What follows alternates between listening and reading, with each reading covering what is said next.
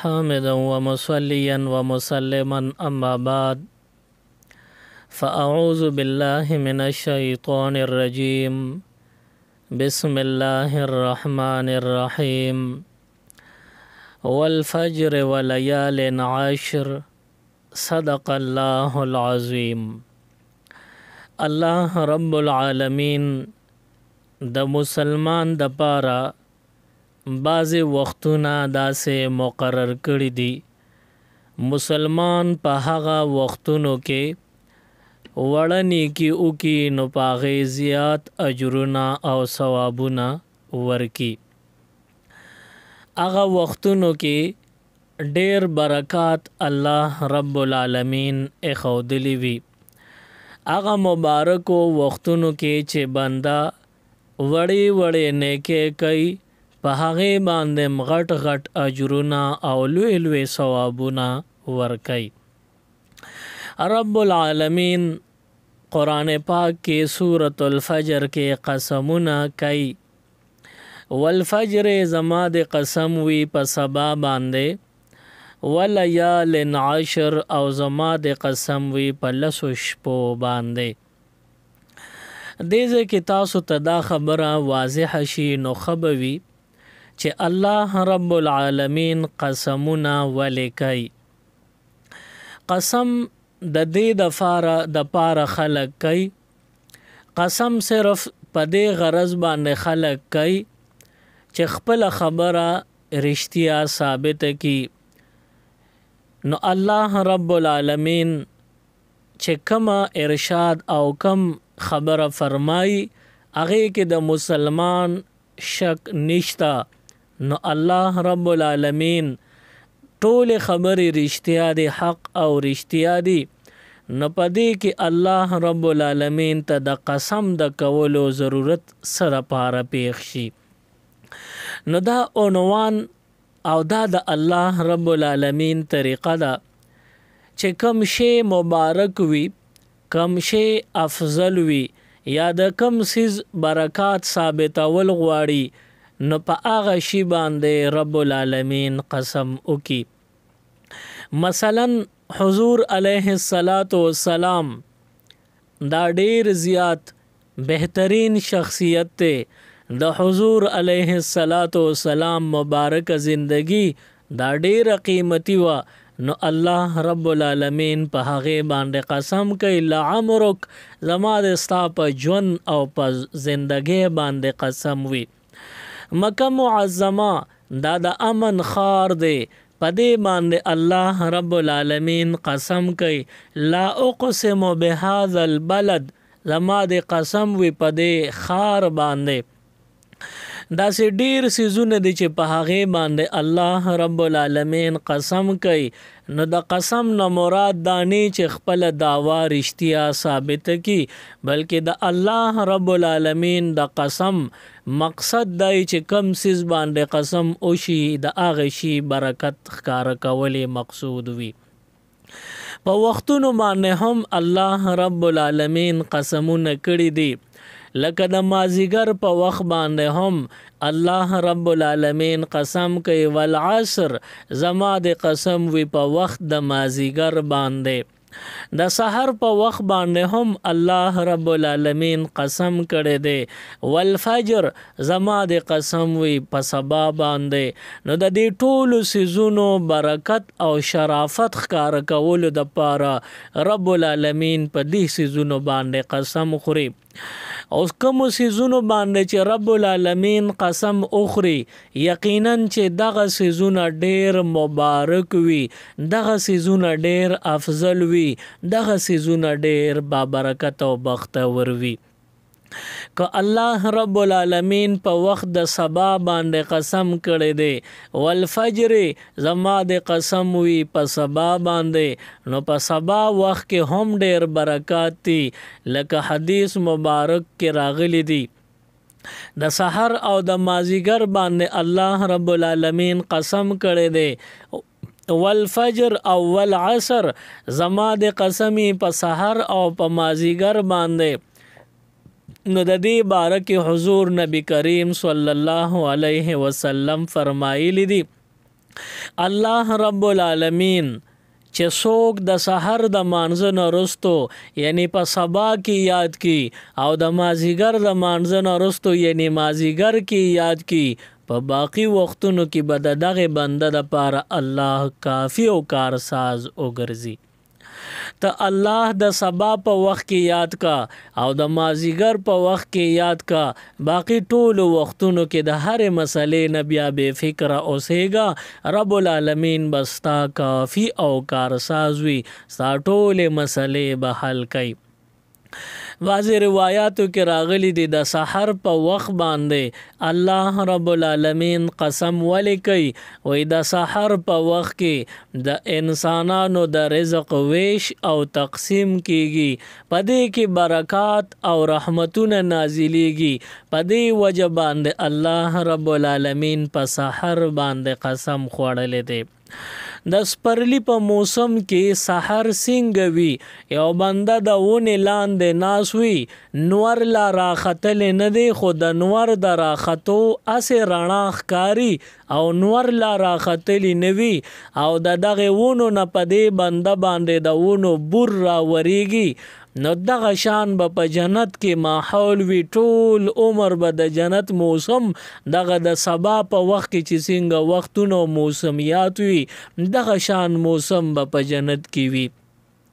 همدغه رنګ د سبا دا وخت هم د جنت د موسم په شان دی، ځکه په الله رب العالمین قسم کوي والفجر، زما د قسم وي په سبا باندې، ولیال عشر، او په لسو شپو باندې د هم زما قسم وي. نو په لسو شپو کې الله رب العالمین څه ایښودلی دي چې په دې کې دومره ډېر برکات دي چې قسم پې کېږي. او د دې شپو نه مراد کمې شپې دي، نو د مفسرینو یو لوی جماعت هغې په دې باندې متفق دي، وی ولیال عشر، الله فرمای زما د په لسو شپو باندې قسمی، وی د دې لسو شپو نه مراد د ذوالحجې میاشت چې راوخیږي تر لوی اختر شپې پورې، دا ټولې لس شپې دې نه دا مراد دي. ولیال عشر، د ذوالحجې د اول عشرې اولنۍ شپې دا ته مراد دي. اوس په دې کې څه دي؟ نو ورځ یې هم مبارکه ده، شپه یې هم مبارکه ده. پر ورځ کې عمل وکړې نو ډېر ثواب، په شپې کې نیک عمل وکړې نو ډېر ثواب. حدیث مبارک کې راغلی دی کم بنده د ذوالحجې میاشت را وختله او د یوه روژه ونیوله، د دې یوې روژې په بدله کې به دې بندله الله رب العالمین د یو کال د روژو پوره ثوابونه ورکوي. اوس چې بنده د رمضان شریف یوه روژه ونیوله نو د اویا روژو ثواب وشو، خو که بنده په ذوالحجه کې یوه روژه ونیوله نو د یو کال د روژو ثواب وشو. نو یقینا چې دا شپې او ورځې ډېرې مبارکې دي. د دې میاشت د لیدو نه پس بیا مسلمان چې کم عاقل بالغ او مقیم وي او صاحب نصاب وي، قربانۍ ته نیت وي، نو هغه دپاره یو حکم استحبابي دته متوجه شي. حدیث مبارک کې راغلی دی کم بنده چې قربانی کوي هغه چې د ذوالحجې میاشت را وخیږي نوکونه او ویښته به نه کټ کوي، کمې پورې نو د اختر دروازې قربانۍ کولو پورې نوکونه او ویښته به نه کټ کوي. اوس دا حکم فرض یا واجب نه دی، دا مستحب حکم دی. مستحب دا مطلب دی چې دا کار دی وکړو نو ثواب وشو، او که دی ونه کړو نو ثواب دی ونه شو خو ګناهګار نه. مستحب دی ته وایي چې بنده یوه نیکي کوي نو اودی کی ثواب به پی اوشي، خو کوي نکړه نو ګناهګار نشو، نه دا مستحبي. لکه تاسو روزانه کله 2 او کله 4 رکعاته نفل کوئ. مثلا د ماښام مانځه نه وروستو تاسو 6 رکعاته نفل کوئ. نو دا اگر چې سنت دی خو که چا وکړل ثواب او کوي نه کړل عذاب ورله نشته نو دې ته مستحب ویلی شي. مازیګر د مانځه نه مخکې 4 رکعاته نفل چې وکړي حضور علیه السلام به درته دعا کړې وي هغه برکتونه به درته میلاویږي. خو د مازیګر د مانځه نه مخکې کم 4 رکعاته نفل دی نو دا مستحب دی، دې ته سنت زواید وی. نو دا لازم نه دی که دې وکړل ثواب او که دې ونه کړل نو عذاب درله نشته، دې ته مستحب وی. بنده جمعات ته داخل شو تحیت المسجد کوي، کوي کړل ثواب او شو او کوي نه کړل نو دی ګناهګار نه دی، نو دا مستحب دی. نو دغه رنګې د ذوالحجې میاشت چې ښکاره شي تر د قربانۍ د ورځې یعنی د اختر په ورځ قربانۍ کولو پورې دا 10 ورځې شپې په دې کې ویښته مه کټ کوه، نوکونه مکټ کوه. دا حکم مستحب دی، که په دې حکم د عمل وکنو ثواب وشو او که عمل د په اونکنو ګناهګار نه، قربانی ته د هیڅ اثر نه رسی، قربانی د نه خرابیږي.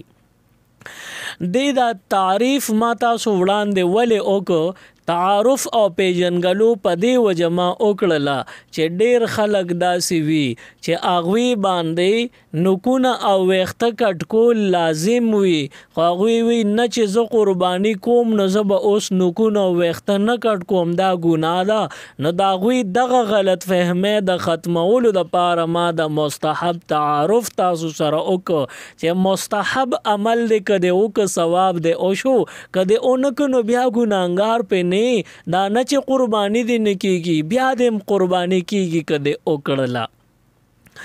د نوکونو او د ویښتو مسله دا ده چې انسان با غیر ضروری ویښته او دغه شان نوکونه دا په 4 ورځو کې یو ځل خامخا کټ کوي، دا واجب وي. نوکونه او غیر ضروری ویښته دا پیغمبر علیه السلام هر جمعه یعنی هفته کې یو ورځ خامخا به کول، نو د کم نه کم مدت او زمانه ده هفته پس به حضور علیه السلام غیر ضروری ویښته او ورسره مبارک نوکونه کټ کول، دا د پیغمبر علیه السلام عادت شریفو. نو سنت طریقه دا ده چې بنده هر جمعه غیر ضروری صفائی موکی او دغه شان نوکونه وغیره عموم کټ کی، دا سنت طریقه ده. او دا که بنده ایساری ناراسته دی یا وخت وسره نشته اوزګار نه دی نو بیا خیر دی ایسار دی کی په 2 جمعه دیو کی، که په 3 منی په 4 دیو کی، گنی 4 ورځو نه به اړی نه، که 4 ورځې پکې پوره شوي نوکونه یا ویښته پاتې دي یا نوکونه خو دې کټ کړي دي خو ویښته پاتې دي، ویښته دې کټ کړي دي صرف نوکونه پاتې دي یا دواړه پاتې دي او 4 ورځې پوره شوي او دې نه پس د خوب هم ګناه کې دی،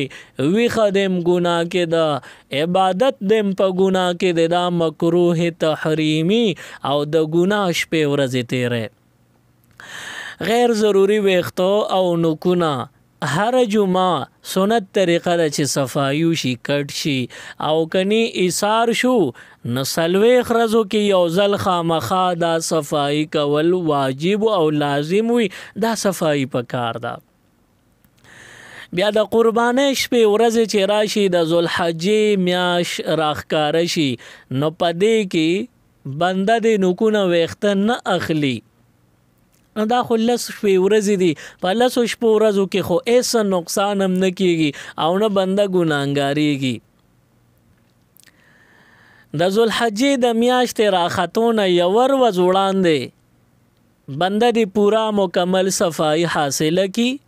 تر د اختر د ورځې پورې نه به د نوکونه دونه غټ شي چې دی به تې تنګ شي، نه به ویښته دونه غټ شي چې واجب ورځې پې راشي او څنګه تکلیفي د ته به دغه ضرورت نه راځي. نو د اختر نه یور د ذوالحجې د میاشتې نه یور ورځ وړاندې صفایي وشوله د اختر په ورځ قربانۍ کولو نه پس چې فارغ شي نو بیا نوکونه ویښته واخله نو لږ شپې ورځې پې وړې دې په دې کې هېڅ ګناه هم نشته نو به د ثواب وشي او به نوکونو وغیره حکم باندې عمل وشي. البته داسې خلک چې هغوی نوکونه او ویښته نه دي اغېشتې 13 شل ورځو کې نه دي اغېشتې یا 13 یوه میاشت کې د نه دي اغېشتې او اوس د لوی اختر میاشت پرې راوختله نه دې وګوري چې زما اختره پورې 40 شپې ورځې خو نه پوره کېږي که نه پوره کېدی نو بیا د نوکونو ویښته نه اخلي او کوي قتل اندازې ولګول حساب کتاب یو کو زما نوکونه ویښتو باندې اختره پورې ساتم نو 40 ورځې پې اوړي نو بیا به کټ کی ځکه نه کټ کول یې ګناه ده کټ دی کی چې ثوابي وشي او د ګناه نه بچ شي او دی وایي چې زه به په مستحب عمل کوم نه ته خو به په مستحب عمل وکې نوکونه ویښته به کټ نه کې خو اخوا د واجب حکم در نه پاتې کېږي نو په ترک واجب به ګناهګار چې مستحب خو هغه که دې وکړل ثواب که دې ونه کړ عذاب نشته نوکونه ویښته دې کټ کړل او که کټ نه کړل پروا نه کوي خو واجب حکم دا دی چې 40 ورځې مه پوره کوه صفایي وکړه نو که په واجب د عمل نه کو نو بیا د عذاب دی د دې د وجه بیا به مستحب پاتې شي او په واجب به عمل وکړي 40 شپې ورځو نه پوره کېدو نه مخکې نوکونه ویښته به واخلي. دې کې فلسفه څه ده نوکونه او ویښته د ذوالحجې میاشت راختو نه پس تر قربانۍ پورې کټ کول منع دي حکم استحبابی دی یعنی مستحب عمل دی خود دې حکم فلسفه څه ده نو د دې فلسفه دا ده چې حاجیان صاحبان هغوی د حج په عبادتونو کې مشغول وي مصروف وي احرام واغوندي او د احرام په پابندو کې یوه پابندي دا ده چې ویښته به نه اخلي بله پابندي دا ده چې نوکونه به نه کټ کې نو هغه حاجیان صاحبان د هغه حرم شریف په در و دیوار کې پراته دي او هغوی سر ببر وي او هلته طوافونه کوي په هغوی باندې چې کم رحمتونه د رب العالمین د جانبه نازلیږي ته هغوی سره ځان په دغه نوکونو ویښتو نه کټ کولو په حکم کې یو شان کا په هغوی به هلته حرم شریف کې رحمتونه نازلیږي په تا به پاکستان کې رحمتونه هغه شان نازل شي ځکه تا د هغوی مشابهت اختیار کو هغې شکل و شباهت خپل کو نه د هغې په برکت هغوی له چې کم رحمتونو کې عیسی الله ورکوي هغې کې به تا علم درکي. د نوکونو د ویښتو د نه کټ کولو فلسفه حاجیانو سره ځان یو شان کول دي یو منده په یو مستحب عمل کې ځان یو شان کنو د الله نه د رحمتونو امید پیدا شي چې په ما هم د الله رحمتونه نازل شي نو که بنده د فرض اعمالو کې بل بنده سره ځان مشابه کو لکه پیغمبر علیه الصلاۃ والسلام خپل مبارک ګیره پرېښې وه نه دا د ټولو پیغمبرانو وا او دا حکمن واجب دی عملا فرض دی حکم واجب دی او ګیره ساتل فرض دی او چې ځان د پیغمبر علیه السلام په شان جوړ کې د حضور علیه السلام سره شکل شباهت جوړ شو هغې سره مشابهت وي د الله رحمت په حضور علیه السلام شپه ورځ نازلیږي پتا به ولې نه نازلیږي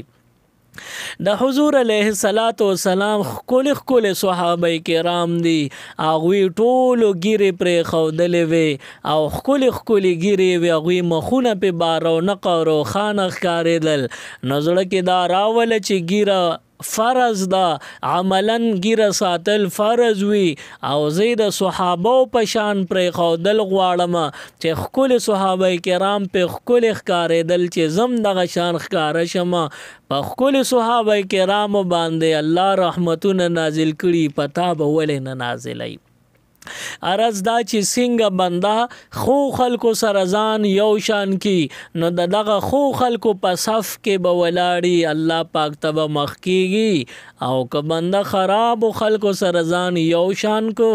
نو د هغوی په صف کې به ودرېږي الله پاک سره به حساب کتاب ته مخ کیږي نو د خو خلکو شکل و شباهت اختیارول پکار دی د خراب خلکو د اغیارو د غیر مذهب شکل و شباهت اختیارولو نه اجتناب کول پکار دی نو دا خو د ذوالحجې میاشت راختونه تر د قربانۍ د څاروي حلالولو پورې دا حکم استحبابي دی دا مستحب حکم دی په دې عمل مستحب دی خو ثواب ډیر دی په حاجیانو چې څونه برکتونه نازلیږي او پتا نازل شي په حاجیانو چې څومره رحمتونه راوریږي هغه به پتا راوریږي نو دا حکم مستحب دی خو ډیر ثواب دی پکې په دې باندې عمل کول پکار دی بیا د دې ورځې او شپې دا ډېرې مبارکې دي دا ډېرې افضل دي حضور نبی کریم صلی الله علیه وسلم فرمایلی دي وای کم بنده چې د ذوالحجې په میاشت کې د اولې ورځې نه واله تر د عرفې د ورځې پورې د 9 ورځو کې یوه روژه ونیوله الله رب العالمین به د یوې روژې په بدله کې دله د کال د روژو قبول شوی ثواب ورکی عمل نامه کې به ولولی کی بنده چې د عرفې د ورځې پورې یا د عرفې نه مخکې یوم الترویه ورته ویلی شي یعنی د ذوالحجې اتم تاریخه پورې اته روژې ونیولې الله رب العالمین بدله د اتو کالو د قبول شوو روژو ثواب ورکوي اته کال دا اسانه خبره نه ده ډیر مشکل کار دی څوک اته کال روژې نه چې یو کالم مسلسل روژه نشي نیوی او دې بنده چې تر د اتمې ذوالحجې پورې مسلسل اته روژې ونیوی اته کال قبول شوی ثواب مفتو کې ملو شو او دا زما استاد د بل خبره نه دا د حضور نبی کریم صلی الله علیه وسلم مبارک ارشاد دی دا غوی په زبان مبارک جاری شوی حکم دی نو الله رب العالمین خپل او د خپل محبوب د خبرو ډیر خیال ساتي هغه په خپل خبرو کې دروغجن نه راولي حضور علیه السلام فرمایل نو دا بشک بشوبې دی چا چې اته ورځې روژې نو اته کاله روژو نیو ثواب به ملو شي چا یو ورځ روژو نیو نو د یو کال د روژو ثواب به وشي تاسو به وایئ چې دا خو 9 ورځې دي نو ته اته ورځې یادې نو د 9مې ورځې یعنی یوم العرفه چې ورته وایي د اختر نه یو ورځ وړاندې یوم العرفه ده د عرفې د ورځې د روژې ثواب بیا بدل دی چا چې د ذوالحجې په میاشت کې یو ورځ روژه ونیوه د یو کال قبول شوی ثواب ورته ملو شو او چا چې د ذوالحجې په 9 تاریخ باندې یعنی یوم عرفه باندې روژه ونیوله نو دله به الله پاک د یو کال قبول شوی روژو ثواب هم ورکوي ورسره د یو کال تیر شوي ګناهونه به هم ورله معاف کوي او ورسره د راتلونکي یو کال ګناهونه به هم ورته معاف کوي معلومه شوه چې د ذوالحجې د میاشتې دا ورځې لومبنۍ عشره کې 9 ورځې دي دا ډېرې مبارکې دي او دا ډېرې د رحمتونو سبب ګرځېږي په دې کې د بنده د روژو اهتمام وکړي خو دا روژې فرض نه دي واجب هم نه دي سنت طریقه د پیغمبر علیه السلام بنی وی د دې د وجې د دې حکم مسنون دی او چې چاله الله وس ورکړي یا ودی ونیسي د دې نه زیات وسي ودی ونیسي د دې نه زیات وسي نو ټولې 9 په 9 روژې دی ونیسي او که وسي نی نو اړو دی نیسي نه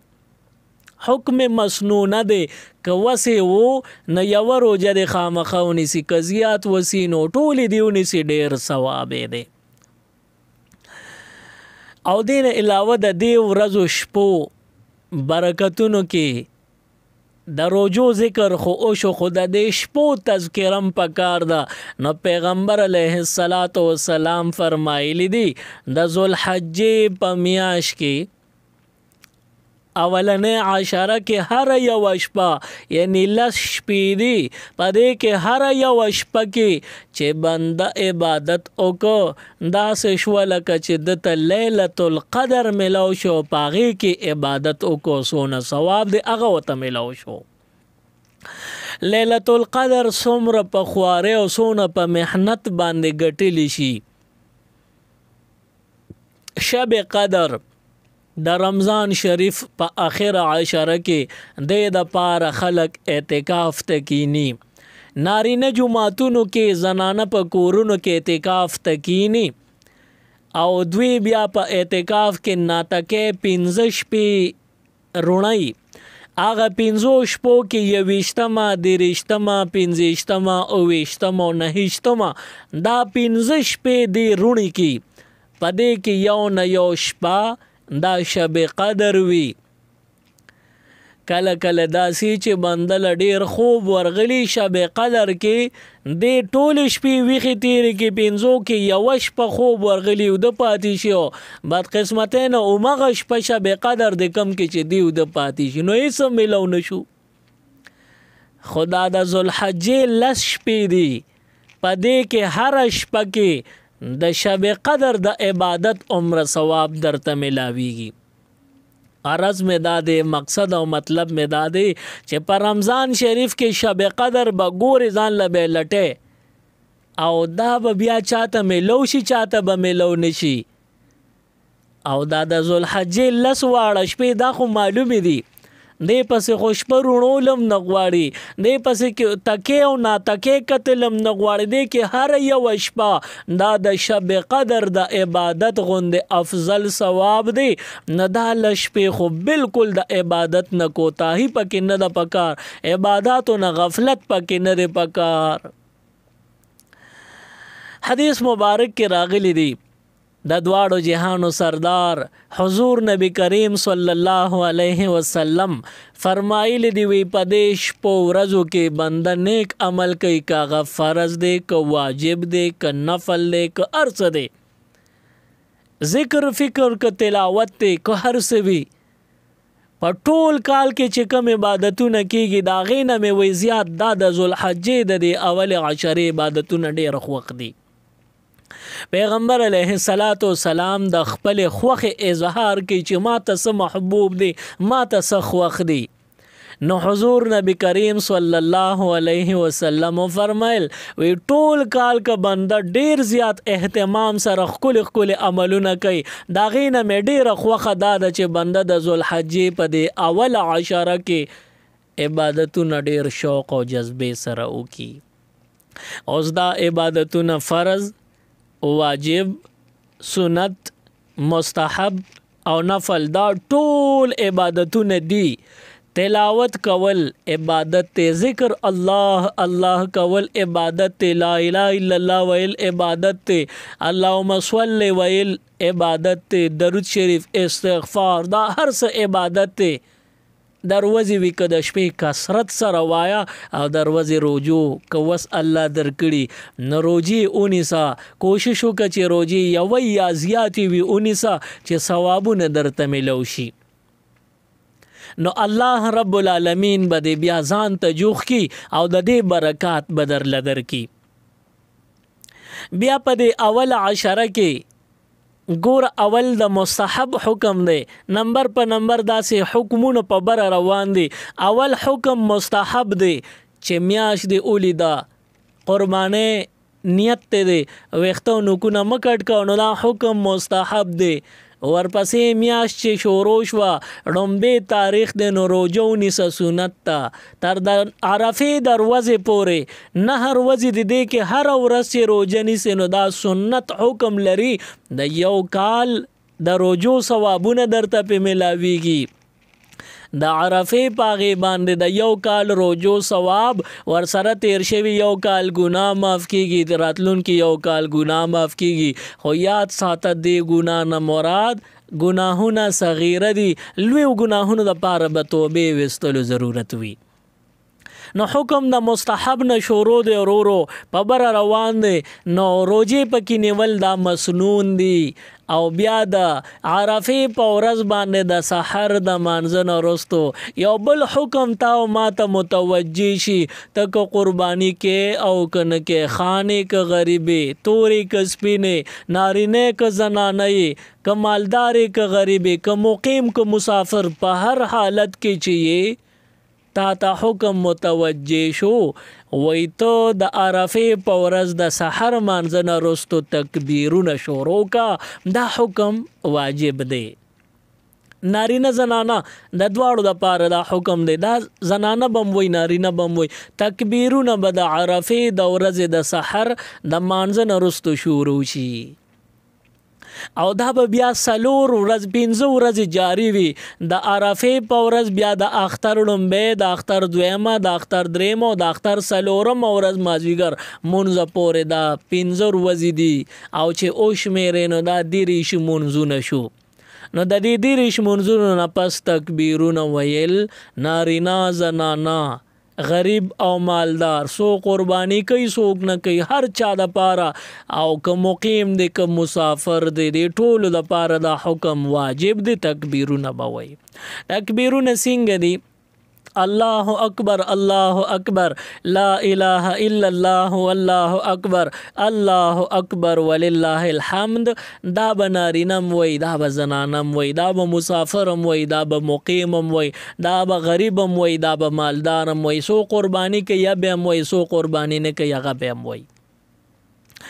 البته حکم د نارینو د زنانو ترمنځ معمولی بدل دی نارینه با په جمع کزان لای په تیز بلند آواز بوي خوا کې څوک ناستی چې ټولې ووري او زنانه به په چغه نه وي زنانه به پست آواز سره وي خو پست نه مراد دانه چې په زړه کې به وي زنانه به داسې وي چې خپل آواز په خپل ووري دي ته پست آواز ویلی شي نو د نارینو د زنانو لپاره حکم وجوبي دا د عرفې د ورځې سهار مونځ نه پس د تکبیراتو دیتا متوجه کیږي بیا د اختر په ورځ باندې قربانی کیږي نو قرباني کولو چې چا اراده یو قربانی وکړله نو د به ټول ګناهونه د الله معاف کوي یو حدیث مبارک کې راغلی دی یو درې ساز کی دی آغا ساز کې پرې وتلو سره سم د بنده ګناهونه معاف کیږي آغا درې ساز کې زمکه ته رسیدلی بنی چې د بنده په ټول ګناهونه معاف شوي وي نو هغه کې یو ساز کې آغا د وینې دی چې آغا بنده جهاد د پاره وتلی دی او د لاړ د الله په لار کې دشمن سره او جنگیدو په د باندې د دشمن د طرف نه حمله وشوه د بدن نه وینه جاری شوه وینه د بدن نه روت ازمکې ته رسیدلی نه چې دی به الله بخلی او ټول ګناهونه به ته معاف شوي بل ساس کې دویم اغم د وینې دی چې بندا قربانی کوي د خپل ساروي په مړی چاړه راښکلی شوه او د مړی نه وینې داره وواله ځمکې ته دغه ساس کې رسیدلی بني چې د به ټول ګناهونه معاف شوي دی به الله بخلی وي او دریم ساس کې هغه د سترګې د اوښکې دی د الله د یرې د وجې چې بنده وجړل د سترګې نه اوښکه را روانه شوه ځمکې ته رسیدلی به نه وي چې دی به الله بخلی هر څه به ورته الله معاف کړي وي نو قربانی د اختر په ورځ باندې کیږي او دا یو ډیر بهترین عظیم ترین عبادت دی او حدیث مبارک کې راغلی دی د قربانه د ساروي په بدن باندې چې څومره ویښته وي د هغه ویښتو په مقدار د ګناهونه معاف کیږي او دې بنده له نیکۍ ورکړي کیږي نو تاسو لږ دې ځله اسې آزمایشو کې د یوې چیلې په غوږ باندې څونه ویښته دي د دې د شمیرلو کوشش وکړئ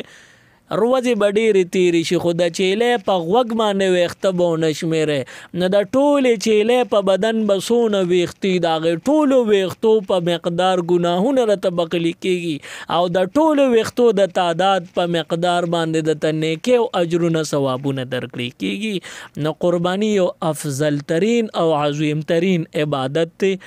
دې کې انسان د کوتاهي اونکی غفلت اونکی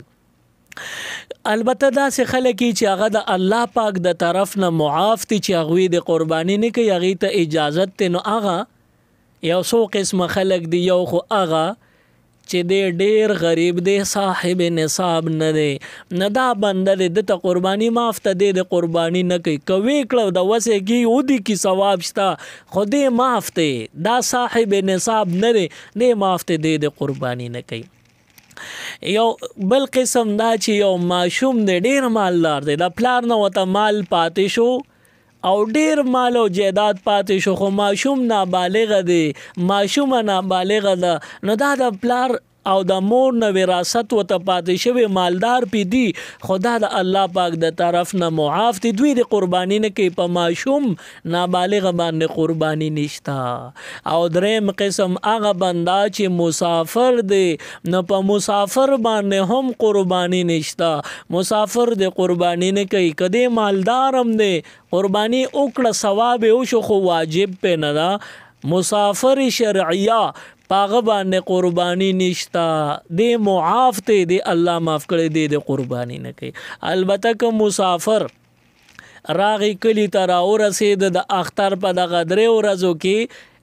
راورسید نو بیا قربانی پیشته ځکه دی خو و مالدار خو د سفر د وجې ته قربانی معاف وه، او چې دی کلی ته راورسید نو اوس مسافر نه دی اوس به قربانی کوي. نو دغه درې قسمه خلک دی دا د قربانی کولو نه معاف دی، او د دین علاوه صاحب نصاب دی به قربانی کوي، کم بنده چې مالدار دی دی به قربانی کوي. اوس نصاب څومره دی؟ نو چا سره چې 52 تولې چاندی وي دا بنده مالدار دی، دی به قربانی کوي. چا سره که چاندی نه وي خو سره زر ور سره 19 تولې وي دا بنده مالدار دی، قربانی به کوي. چا سره سره زرم 19 تولې نشتا، سپین زر 52 تولې نشتا، لګ لګ ور سره دی، سرم وسره یو توله وسره سره زر دی، او توله نیمه سپین زر شتا یا نشتا خو قیمت او نقد پیسې وسره دی. نو که 1 روپۍ هم چا سره یو سره زر یو توله هم چا سره نو اوسې قیمت ته واړه و قیمت معلوم کا، یا به د سرو زرو 19 تولو قیمت ته رسی او یا به د چاندې 52 تولو ته رسی. نو که 52 تولو چاندې قیمت ته رسیدو دا بنده مالدار دی، په یو توله سره زر هم په د باندې قرباني شته. عموما زمونږ زنانه مالدار دي، دوی سره یو توله سره زر خامخا وي، نو یو توله سره زر چې چا سره دغه زنانه مالدار دي دوی به قرباني کوي. نن سبا نصاب څومره دی؟ 52 تولې چاندې قیمت 1,44,375 روپے دی. نو مونږ به دا کمی او زیاتې به ترې نه وباسو، 1,44,000 روپے به یادې کو، 1,44,000 روپے یعنی 1,40,000 روپے موجوده ورځو کې چا سره وي دا بنده مالدار دی، دی به قرباني کوي. د اختر ورځو کې دا پیسې چا سره موجود وي یا پیسې خو نقد نه دي خو چاله ورکړي دي هغوی باندې یې پوری دي، نو دا بنده مالدار دی، دی به د دې قرض چې چاله ورکړي د دې په سر به هم دی قرباني کوي. یا د چاله قرض هم نه دي ورکړي، نقد هم ورسره نشته خو قسطونه اچولی دي، او هغه قسطونو کې د لا یو قسط هم اخیستلی نه دی، خو د رسول څونه ماهواري پیسې څونه رسولی دي، نو تقریبا یو قسط 1.5 لاک روپے جمع شوي دي هلته رسولی دي، او لا د قسط وتلی نه دی، نو ګویې چې د هلته پیسې 1.5 لاک جمع شوي دي، دا بنده مالدار دی، دی به د دې په سر قرباني کوي. داسې یو بنده د ځمکه یې ده او د دغې ځمکې آمدن دومره ډیر دی چې د ده پې کالم تیریږي، اوس د دې ځمکې قیمت 1,44,000 برابر یا د دې نه زیات دی، دا بنده مالدار دی، دی به په دې باندې قرباني کوي. البته دومره ځمکه ده چې د هغې ځمکې قیمت 1,40,000 روپۍ نه دی بلکې کم دی، نو دا بنده بیا غریب دی، په دغه ځمکه په د قرباني خو داسې ځمکې د چا نشته، دلته ټولې ځمکې قیمتي دي، هره ځمکه یوه مرلم د ډیرو لکونو روپو نه بهر وي، ډیره ګرانه وي. نو چا سره چې دومره ځمکه وي چې هغې باندې دی کرونده کوي، نو دی خصم هغه خوراک هغه آمدن تینا اوم اخلی او د دې ځمکې د آمدن نه علاوه د ځمکې قیمت هم د 1,40,000 نه زیات دا بنده مالدار دی قربانی دی اوکی. دین علاوه اکثر خلک یو کور خپل وی او دویم کور د کرې د پاره خالی کړي دی په کرې ور کړي دی یعنی یو بنده دی دوه کورونه دی یو کې په خپل اوسي یو یا شاړ پروت دی او یا شاړ خو نه دی چاله په کرې ور کړي دی په دواړو صورتونو کې د یو کور په وجه باندې دی مالدار دی به قربانی کوي. کورونه چې د چا ګڼ وي نو یو کور ضرورت اصلي دی او د یو نه علاوه د بل کور ضرورت اصلي نه دی دا زیاتی دی په دغه باندې دا بنده مالدار دی به قربانی کوي. نن سبا 1,44,000 روپے چې چا سره دا مالدار دی دا پیسې کني خو په بل شکل کې چا سره پوره کیږي. مثلا چا دکان کړی دی په دکان کې دی وګوري سونه مال تجارت د اغشتو د خرڅولو سامان دی که د دغه دکان د دغه سامان قیمت 1,40,000 نه اوړي نو دا بنده مالدار دی قربانی پېشتا. البته چا سره د مزدوري گاډي دی چا سره ټریکټر دی او د خلکو لپټو کې پاغي باندې یوي کوي روټر کوي نو دغه گاڑی باندې دی مالدار نه دی دا ضرورت اصلي دا د ذریعہ معاش دی نو پدې دی مالدار نه دی که په بل څه نه مالداریږي نو پدې نه دی مالدار. داسې چا سره د قلبې د پاره دوه غویان دي او هغې باندې خلکو لپټو کې یوې کوي نو په دغه غویانو دې ذریعه معاش لټي دا د ذریعه معاش دی نو دې پې نه مالداري. البته که دریم غویې ورسره وي نو دغه دریم غوی قیمت معلوم کا که د دغه قیمت 1,44 ته رسي مالدار دی قربانی به کوي. بیا قربانی د پاره څاروي اخیستل د دې مسله هم ډیره اهمه ده چې بنده په دې کې هیڅ قسمه کوتاهي او غفلت ونه کي. د قربانی د څاروي مسله دا ده چې 5 قسمه حیوانات دي پاغي باندې قربانی کیږي داغې نه علاوه په یو څاروي باندې قربانی نه کیږي اگر چې هغه څاروي غوښه خوړل و حلال وي خو قربانی به پې نه کیږي. هغه 5 قسمه چې قربانی پې کیږي هغه درته به ترتیب ذکر کوم. نمبر 1 اوخ او اوخه، نمبر 2 میخه او سنډا، نمبر 3 غوا او غوای، نمبر 4 ګډ او ګډه، نمبر 5 چیلې او چیلې. دا 5 قسمه یاد ساته ما درته یاد کړل په دې قربانی کوه کیږي په د دې 5 قسمو نه علاوه هر شی چې حلال وي نو هم قربانی په مکوه نه کیږي په. اوس د دې 5 قسمو حیواناتو د عمرونو مسلې زده که دوکه نشي اسنه قربانیو کې شوی بنوي غاړه به بند پاتې شي. د اوخ او د اوخې 5 کاله عمر شرط دی. 5 کالو کې که یور وز کمو قربانی په مکوان نه کیږي په. نو مطلب اوخ او د اوخې د پاره 5 کاله عمر پکار دی. او میخه سنډا غوا او غوای د دې د پاره 2 کاله عمر پکار دی. 2 کالو نه یور وزم عمر را کم شو قربانی په مکو نه کیږي په. کده په وکړه نو اون شو د غوا او د غوی د میخه او د سنډا لپاره عمر 2 کاله شرط دی. 2 کالو نه را کمی قربانی په مکوا. داسې ګډ او ګډه د دې عمر 1 کال پکار دی خو دې کې معمولی گنجائش شریعت پرې خو دی وای ګډ او ګډه کدا کال ګډو چیلو ګډو کې دې پرې خو دا او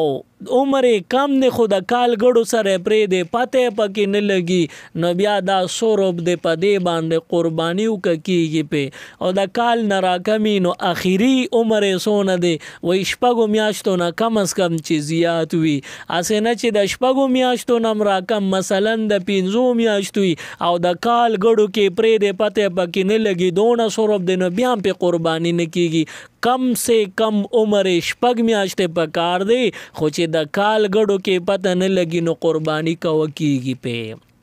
چیلی او د چیلی عمر هغه کې گنجائش نشته. 1 کال عمر شرط دی. د چیلی او د چیلی په عمر کې 1 کال کې یور وزم کم قربانی په مکه ونه کیږي په. نو دا یو څو مسائل د قربانی مم درته وي. بیا اکثر سوداګر چې پتا ساروي خرسي تا ته وی غاخي کړي دی او په غاخ برابر دی او یا غاخي نه دی کړي غاخي نه دی غرزول. نو دغه خبره ته خیال مکوا. غاخ دا یو اندازه د چې ساروي غاخ کړي دی او کنه دا یو اندازه ده. نور شریعت د عمر لحاظ کړی دی وی عمر تا ګوره د عمر تا پوس کوا. غاغونه اسی یو علامه ده کتب په هیګي نو خو وی ګورو کنه پويږي نو پروا مکو. صرف دغه سوداګر په خلی ک اعتماد د زړه غواړي او له دغه په خبره مطمئنی نو اعتماد په اوکا او ک پاغه د زړه مطمئن نه دی له په وبنس کې بیا په باور مکوا چې مثلا تا ته وی د دې عمر 2 کال پورا دی او ته چې هغه ساروي ته وګورې نو په نظرم درته داسې ښکاری چې یقینا 2 کال پورا ښکاری. نو اوس د سوداګر په دې خبره اعتماد پیدا شو نو اوس دی واقعي قرباني پکېږي که غاخي کړي کني کړي.